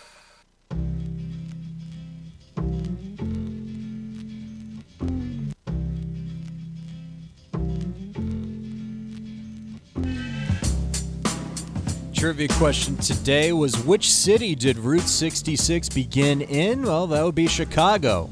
The highway, which became one of the most famous roads in the U.S., originally ran from Chicago, Illinois, through Missouri, Kansas, Oklahoma, Texas, New Mexico, and Arizona, before terminating in Santa Monica in Los Angeles County, California, covering a grand total of 2,448 miles. Winner today of the Financial Exchange Show t-shirt was Mike from Northampton, New Hampshire. So congrats to Mike. And he's also registered to win a $100 gift card to Applebee's, which we'll give away on Friday's show. And trivia is brought to you by Applebee's. Choose from a variety of half-price late-night appetizers after 9 p.m. because half off is just more fun. Now that's eating good in the neighborhood. Void where prohibited. Dine in only. Interest rates have risen from approximately 3% on the 30-year fixed mortgage to in and around 6% over the course of the last year and a half or so, which would mean more expensive mortgages, which theoretically should push down housing demand in the U.S., but we have not seen a precipitous fall in home prices. In fact, data that we received this morning that we're continue to see resiliency in the U.S. housing market, and it poses an interesting question, Mark. Housing is such a fulcrum for economic growth in many nations across the country. The United States, because of their 30-year fixed-rate mortgages, which make up about 85% of the applications in 2022, and the majority of folks now hold a mortgage under 4% in this country, have made many homeowners sort of immune to the interest rates rise, but has also limited the amount of supply on the market, hence creating this resiliency in the housing market. And I just wonder what that means for the United States from an economic standpoint if we're going to have a relatively stagnant period on housing turnover. Yeah, maybe. And I honestly have no idea. We could have a recession without a decline in home prices. It's happened several times in our history, not recently, but as recently as 20 years ago. The 2001 recession was relatively mild, and home prices nationally anyway didn't fall. Some markets they did. Then you have to go back. This is off the top of my head, I don't know, into the 40s and the recession in the late 40s, recessions in the early to mid 50s when home prices didn't fall. There may have been a couple others sprinkled in between. So I don't necessarily view this as inoculation against recession, and that's not necessarily, well, I guess it is the headline writer's conclusion here, is the 30-year mortgage saving the economy? Well, if you just look at the composition of GDP and what has contributed to GDP increases and decreases over time, you would see that other forms of investment can be bigger drivers of the change in GDP. They're not the root cause. The root cause is usually the Fed hiking rates. It crunches demand. That crunches the economy. That's more or less been the pattern in the post-war period. So, yeah, maybe the 30-year relative to other developed economies, which don't have the same structure, mortgage finance structure that we do, maybe that's keeping people in their homes and in turn keeping home prices up. Does that save the economy somehow? No, because recession can come from other quarters. So I don't know. It's hard to disagree with anything here. It all seems pretty fact-based. Other than the conclusion, Other than the conclusion, it's hard to disagree with anything in the article. It's interesting how variable mortgages have such a lower market share than they did in 2008. Yeah. They made up 30% of the U.S. mortgage market. Now, if you look in 2021, only 2.2% of the applications were for adjustable mortgage rates. Obviously, that's because interest rates were so low at that point. Why not go long and strong with a 30-year fixed mortgage? But even in 2022, only 15% of mortgages were in that variable rate category. So it'll be interesting to follow. We'll continue to track. Now, you'd be crazy to take, but you'd be a little uninformed to take a variable rate loan today, right? Given the uncertainty of inflation. That's at the core of this. It comes down to your household income, how long you're going to be in a home for. Obviously, it varies per household, depending on their economic situation. But I would agree. I shouldn't generalize too much. Obviously, not my field. A 7-year or 10-year ARM, at least you get the opportunity to potentially refinance in that period. You just hope you don't get burned when that term comes up. Higher inflation uncertainty should translate all else equal into lower usage of adjustable rate products, right? You'd think so. Okay. You'd think so. Revocable and irrevocable trusts are commonly used to protect your assets, but there are significant differences between the two. Cushing and Dolan are experts in elder life planning, and they can help answer critical questions that you may have as you determine which trust can be best for you and your family. Don't take chances securing your future. Call Cushing and Dolan right now at 866-848-5699 and get their brand new guide called The Differences Between Revocable and Irrevocable Trusts. The guide contains crucial information about a variety of topics, including the income tax effects of both trusts, ways to leave assets to your children, as well as many other factors you should consider in the estate planning process, such as your net worth, your age, and your marital status. Call today, 866-848-5699. That's 866-848-5699, or request the guide online from their website, legalexchangeshow.com. The proceeding was paid for, and the views expressed are solely those of Cushing & Dolan. Cushing & Dolan and/or Armstrong Advisory may contact you offering legal or investment services. Cushing and Armstrong do not endorse each other and are not affiliated. Many people will be traveling for the July 4th holiday ahead. In fact, AAA estimates that 43 million motorists will drive 50 miles or more from their home this Independence Day weekend. That's 4% more than in 2019 and would mark a new record. Obviously, there's several years of pent-up demand for the lower prices at the pump that we've seen are a beneficiary to those who want to get out there and drive further for the holiday coming up. But the interesting thing is that while there is more of a demand for people to get out there and drive, the amount of fuel that's being used is still 5% below the same time in 2019, as really based on the fact that the average car is getting 33 miles a gallon of fuel, according to preliminary data from the EPA. Mark, I was blown away by the efficiency because I probably drive around in a Jeep Grand Cherokee and don't get the same type of mileage, but that was a very high number, that 33 miles that I saw there. I mean, I can get 50 drive. I have a Jetta. I can get 50 driving in if traffic cooperates. When it doesn't cooperate, I'm in the 30s. Yeah. So under the right conditions, this is a worthless anecdote. But I'm not as shocked as you are because you drive a Jeep and I drive a small, compact car because I'm more comfortable with my masculinity than you are. But I kid because I don't have kids. That's why I can drive a small car. Anyway, so yeah, that doesn't surprise me as much. And this is also why, can I go on an electric vehicle rant for a sec here? If we could all just, compromise, drive a slightly smaller car, and maybe we could do a more efficient job managing traffic, we could reduce fuel usage, i.e. improve economy, greatly, and maybe forestall the imposition of these EVs that most of us wouldn't find practical given our lifestyles or just don't want. That annoys the heck out of me. The weekend warriors and their massive SUVs parked on either side of me, so I can't see where I'm getting out. They're getting like 12 miles to the gallon. I'm getting 40. Oh, you're trying to turn and there's a giant Yukon blocking you and you can't see anything anymore. They're like, what? I won't mention my wife's Chevy Traverse that she those are smaller. That's a midsize. That's pretty. I don't know. It's pretty big. I view that as a wagon. No, that's a midsize. That's just an elevated wagon, right? We're talking like the Denali SUV. All right. And there are a lot of those Suburban or Yukon or anything named after a vast expanse of land territory. Will you guys be driving more than 50 miles for July 4th coming up? No, I'm going to stay local, yeah. Mark? Yeah, local. Staying local, yeah. I'll be the only one driving over 50 miles in my Jeep getting, 20 miles a gallon if I'm lucky. Is that 18? what you get? Because all-wheel drive is all-wheel all the time, right? You don't lock a differential or anything. You are always using all four. Were you going to the Cape? Yeah, going ahead. Oh. To the Cape. You're going to get less than 20 with that traffic. You guys, such negative Nancy. But you know what else surprised me? I'm looking at vehicle miles traveled here. The audience can't see this, but if you'd asked me, I would have thought that they would have continued to creep up with, say, population, even though population growth has been kind of weak over the past 20 years. And vehicle miles traveled, total vehicle miles traveled, has been flat for almost the past couple of decades. There was a little spike at the end of the 2010s, and it's more or less since flattened out. I imagine there would be a huge drop-off in the pandemic. Can you... you could see the pandemic. Again, people can't see this. Maybe we'll tweet it out. But just picture a bunch of bars that are more or less the same height, like human hairs, and then there's a little dent in the middle. There's your pandemic right there. So not a dramatic drop-off, but sure, people weren't commuting to work. And it's since bounced back up, but there's no trend to this over the past 20 years.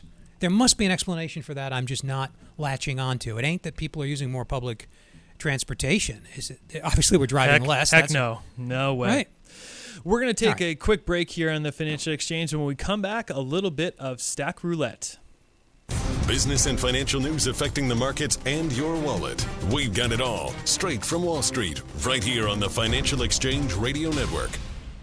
If you could retire early and know that you'd be able to live comfortably, wouldn't you do it? Hi, this is Chuck Zada from the Armstrong Advisory Group. According to the U.S. Bureau of Labor Statistics, nearly 50 million Americans quit their jobs in the last 2 years. The COVID-19 pandemic created significant challenges for the current workplace, and if you're thinking about retiring, we may be able to help. Visit ArmstrongAdvisory.com today and sign up for a free no-obligation consultation. Simply click on the Get Started button on our homepage, and you can pick the date and time that you want for your initial meeting. If you have questions about the right time to retire, let us help you build an action plan designed to meet your financial needs and address questions you may have about your portfolio strategy. That's ArmstrongAdvisory.com. Click the Get Started button and request your free consultation today. The proceeding was paid for by Armstrong Advisory Group, a registered investment advisor. Nothing in the ad or in any Armstrong guide is specific financial, legal, or tax advice. Consult your own financial, tax, and estate planning advisors before making any investment decisions. Armstrong may contact you to offer investment advisory services.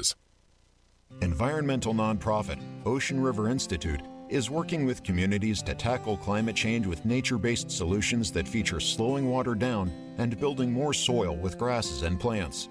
Research indicates that people acting in their own neighborhoods can build an inch of soil in a year and slow sea level rise down by as much as 25%. Please visit oceanriver.org for more information on opportunities to make a difference and go the distance for savvy stewardship of a greener and bluer planet Earth. Revocable and irrevocable trusts are commonly used to protect your assets, but there are significant differences between the two. Cushing & Dolan are experts in elder life planning, and they can answer critical questions that you may have as you determine which trust may be best for you and your family. Don't take chances securing your future. Call Cushing & Dolan right now at 866-848-5699 and get their brand new guide called The Differences Between Revocable and Irrevocable Trusts. The guide contains crucial information about a variety of topics, including the income tax effects of both trusts, ways to leave assets to your children, as well as many other factors you should consider in the estate planning process, such as your net worth, your age, and your marital status. Call today, 866-848-5699. That's 866-848-5699. Or request the guide online from their website, legalexchangeshow.com. The proceeding was paid for, and the views expressed are solely those of Cushing & Dolan. Cushing & Dolan and or Armstrong Advisory may contact you offering legal or investment services. Cushing & Armstrong do not endorse each other and are not affiliated. My name is Dottie. This is my VA story. My father served in World War II. He was my hero. As he got older, he needed more help. VA New England Healthcare was there for him and our family every step of the way. VA New England Healthcare offers unlimited healthcare options. The best part? It never cost our family a single penny. As a veteran, my father deserved the best, and so does a veteran in your life. My name is Dottie, and I choose VA. For more information, call 1-844-VA-CARES or visit vacares.us. The United States Virgin Islands are America's Caribbean paradise. You can visit St. Croix, St. Thomas, or St. John. And when you arrive, you'll fall naturally in rhythm with the heartbeat of the islands. Visit all three and enjoy rich history, incredible luxury, and beautiful landscapes in one complete vacation. Each island will offer you something different, from the colonial heritage and world-class cuisine of St. Croix, to the incredible beaches and spectacular resorts of St. Thomas, to the picturesque views and relaxing atmosphere of St. John. The U.S. Virgin Islands is America's Caribbean paradise. So if you're ready for a romantic getaway or a fantastic family vacation, head to visitusvi.com and book your trip today. Travel from New England could not be easier, with no money to exchange, no passport required, and no travel restrictions to enter. Learn more about America's Caribbean paradise at visitusvi.com. That's visitusvi.com. Miss any of the show? You can catch up at your convenience by visiting financialexchangeshow.com and clicking the on-demand icon, where you'll find all of our interviews and full shows. This is your home for the latest business and financial news in New England and around the country. This is the Financial Exchange Radio Network.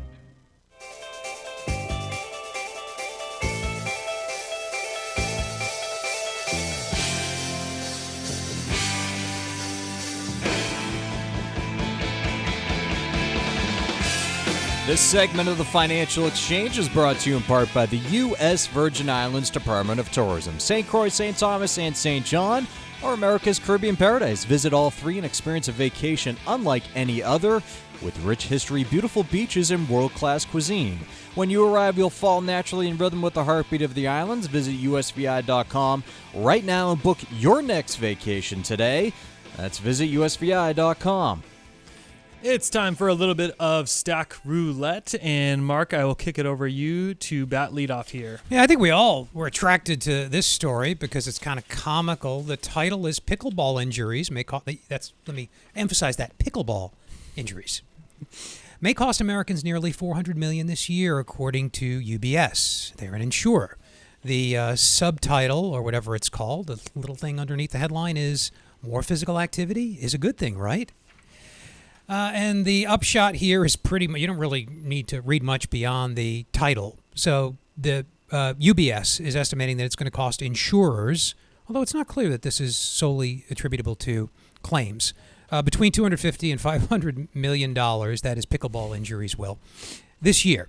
And then they get into their methodology, which seems plausible. So the question I had is, are people not stretching? Is this just people who haven't gotten out in a while? Seriously, it happens to the best of us.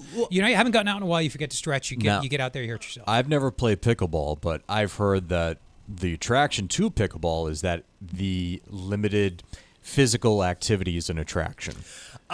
You're not moving a ton. I was going to piggyback right off that point, Tucker. If you look at the size of a tennis court, the whole reason that pickleball was developed is to shrink the size of the court so that the player has to cover less territory. You think the more coverage of territory you have, the more injury prone you would be on your groin and other joints because you're really cutting hard back and forth. The whole thought behind pickleball, and it's skewing to perhaps an older generation, is that they don't have to cover as much distance as they would on a tennis court. But to your point, Mark, they're mentioning in this article higher than expected pace of hip replacements, knee surgery, and other elective procedures. Again, I don't know if they're all tied to pickleball, but you would think that this was a more stationary game. You wouldn't see this amount of injuries really piling up. This study in 2021 arrives to the conclusion that pickleball players go to the emergency departments at a rate of about 0.27%, with the majority of injuries occurring among those 60 and older. Most common injuries are strains, sprains, fractures with the wrist and lower leg areas. Yeah, just because the dimensions of the court are smaller doesn't mean you're not extending your body in ways that you haven't in a long time. So stretch out, I guess. Although it would be hard to stretch, I guess, every muscle that you might overexert in pickleball. It doesn't look intense, but I imagine you get fired up, the adrenaline kicks in. So I'm guessing you have not played either?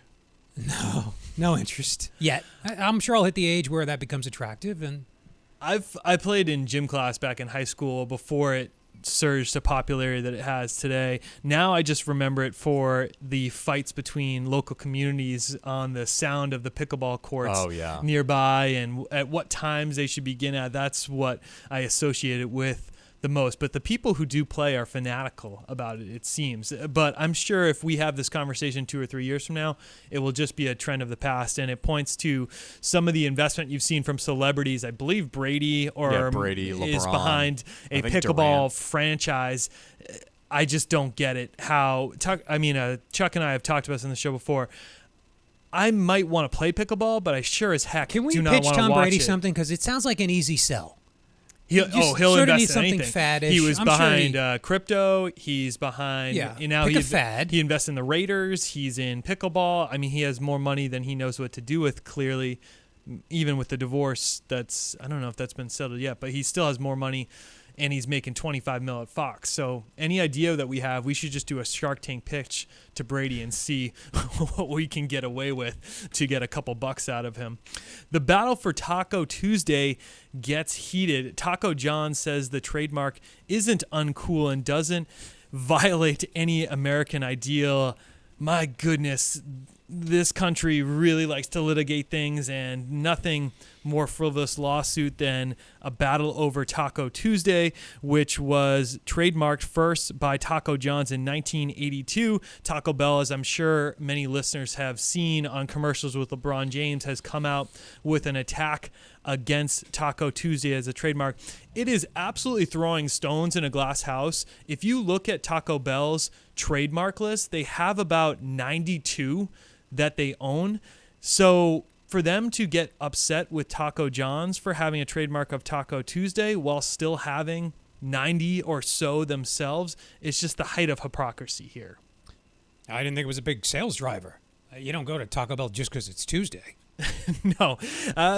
The Taco John's, which I thought was a very remote franchise, it has 400 restaurants in 20 states, does claim that the Taco Tuesday special have driven their success, and they will be selling T-shirts commemorating the launch of Taco Tuesday to try and take advantage of this marketing ploy by Taco Bell. It's going to take several years for the courts to sort this out. I can't believe that the courts are dealing with Taco Tuesday. I mean, Taco Bell's litigation against Taco John's, I mean, Taco John's should be thanking Taco Bell for this, because I have never heard of Taco John's. And now I've seen this a couple of times in the news cycle, this whole Taco Tuesday trademarking litigation. And I mean, it's free marketing for Taco John's, isn't it? I wonder if this is really reminiscent of the Pepsi-Coke battles that we saw before. They're just trying to drive a feud to get increased awareness or increased marketing to Taco Bell. But to your point, it is putting a spotlight on a company that I never would have ever otherwise heard of. And there's 400 locations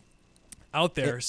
And I'm on top of that, if I'm Taco Bell and you don't want to move forward with this litigation of the whole Taco Tuesday thing, create a marketing campaign and create a new Taco Day.